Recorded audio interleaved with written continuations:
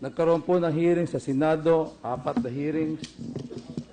Sa Senado muna, si Senator Ginggona. And then after that, yung I accused ni Senator Ginggona. And then, i-final po yan sa House. Mga 1 buwan po at nagkaroon ng 2 hearing sa committee. Just to set the record straight, 2 hearing po yan sa Committee on Justice. Bago po yan, napakakuha ng pirma ng 1/3. At iba po ang impeachment against a president, a sitting president. Because then, ang pipirma po ay mawawala ng anumang benepisyo sa Kongreso. Iba po naman, ang pipirma kayo nang naaayon sa gusto ng Pangulo. There is a big difference, Mr. President. It is 100 times different. I've been hearing about this, hindi po ako kumikibo. Now my name was mentioned. I think it's about time I say this. Iba. Hindi po ginadali yun.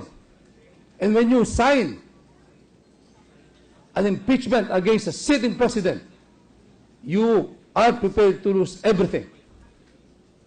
We heard earlier how Congressman Toby was telling us about he was afraid to lose benefits if he did not sign.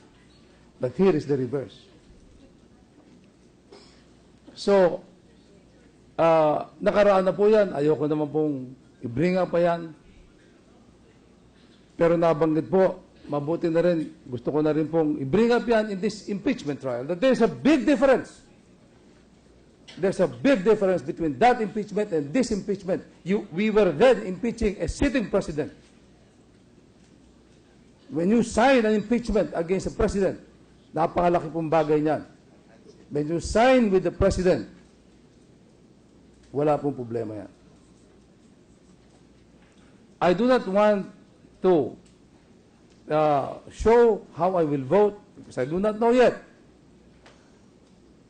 Pero kanina po, wala naman masama mapakinggan siguro yung mga sasabihin ng mga congressman kung gusto nila magsalita. Lahat naman po ng nagsalita sa prosecution, pinakinggan natin, including nasabi yung testimony ni Secretary de Lima na hearsay pero pwedeng ilagay sa record. Sa tingin ko naman, wala naman po masama yan. Napakahirap po na kung tayo ay mag-a-acquit,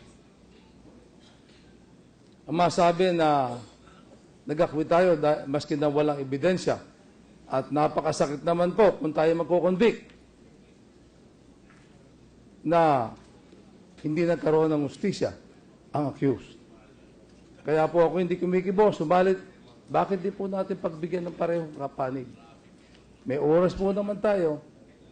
Sana lahat ng maging desisyon natin ay mag-igagalang ng ating mga kababayan na kung mag-acquit dahil walang ebidensya, hindi convincing, at kung mag-convict naman, ay masasabing binigyan natin ng hustisya at pinakinggan natin ang accused. Yun lang po, Mr. President. Salamat.